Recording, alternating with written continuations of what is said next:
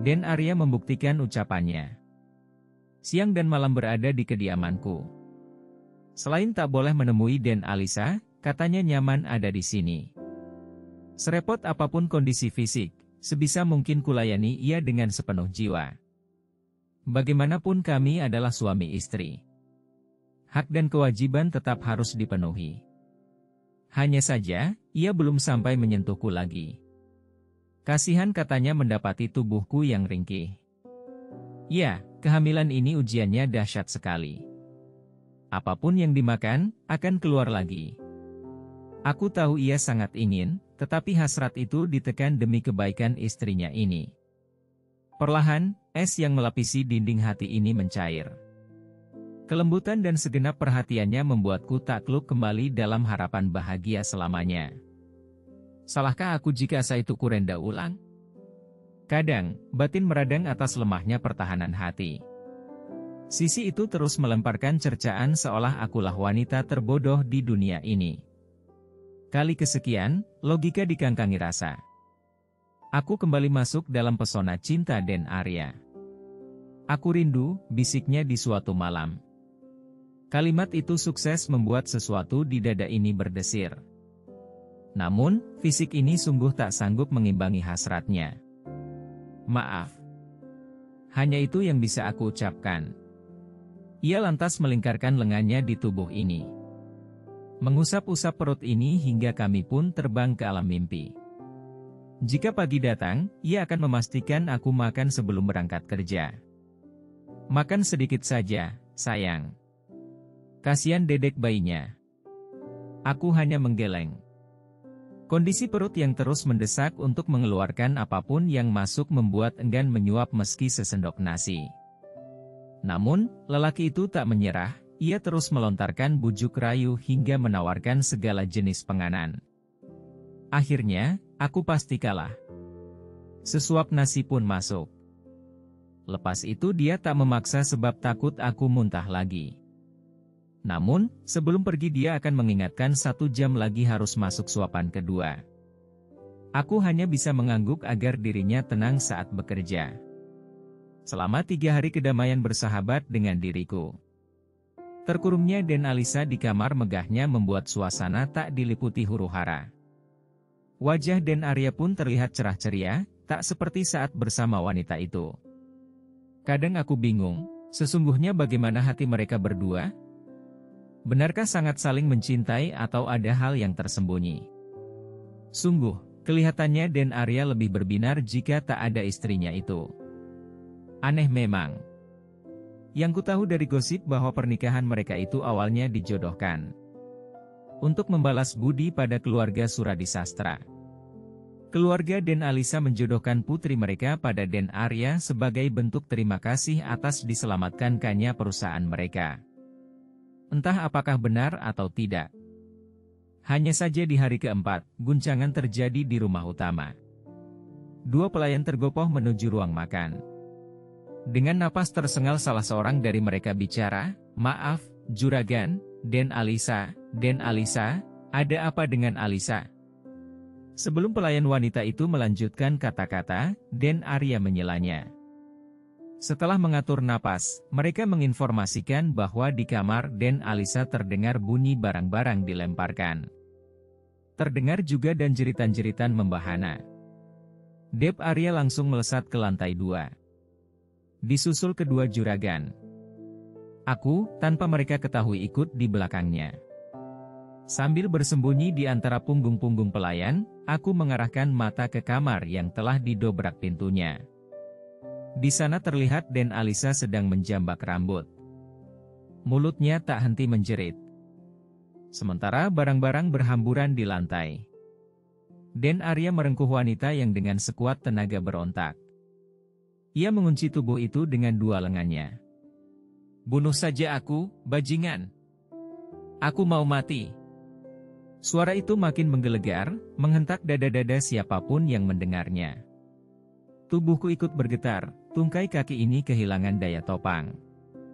Sungguh, pemandangan di dalam sana amat menyedihkan.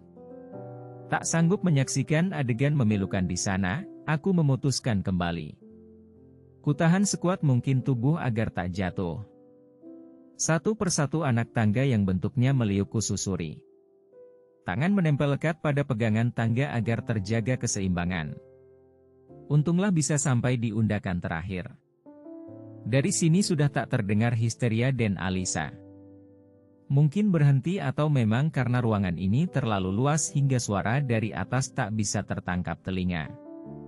Menuju pintu beranda samping, aku minta seorang pelayan memapahku. Sepertinya tak mungkin lagi menopang utuh pada kaki sendiri. Setelah mengucapkan terima kasih, aku segera menutup pintu. Kamar adalah tujuan satu-satunya. Raga ini harus direbahkan agar tak terjadi hal tak diinginkan. Anjani, kamu gak apa-apa? Tak kurang dari 5 menit berbaring, ibu datang. Wajah itu menyiratkan kecemasan. Mungkin beliau sudah tahu apa yang terjadi beberapa saat yang lalu. Aku menggeleng agar mampu meredakan kecemasan di dirinya. Ibu membuka mulut, lalu mengatupkan kembali.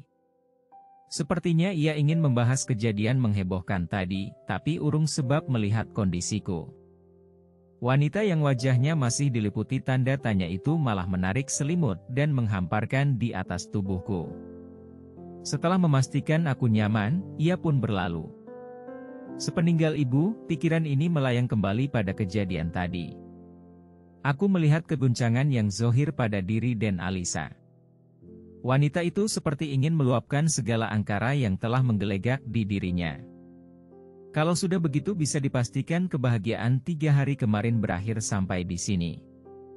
Bahkan, mungkin takkan pernah hadir lagi. Hukuman atas Den Alisa dicabut.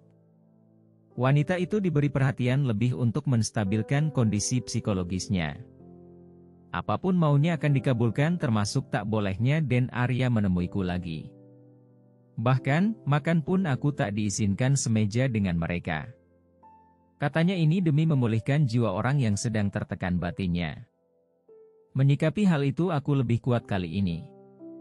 Tak lagi ada denyut nyeri secara berlebihan. Kujalani kembali hari dengan berteman kesepian.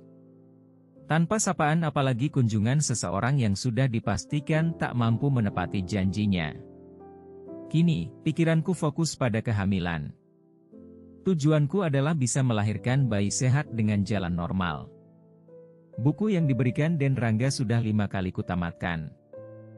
Aku sampai hafal isinya. Sebenarnya ingin sekali memiliki bacaan sejenis ini. Namun, kupendam saja sebab tak ada uang tuk bisa membelinya. Ya, meski aku nyonya Suradi Sastra, di tanganku tak ada uang 1 lembar pun. Selama bekerja di sini kami tak digaji.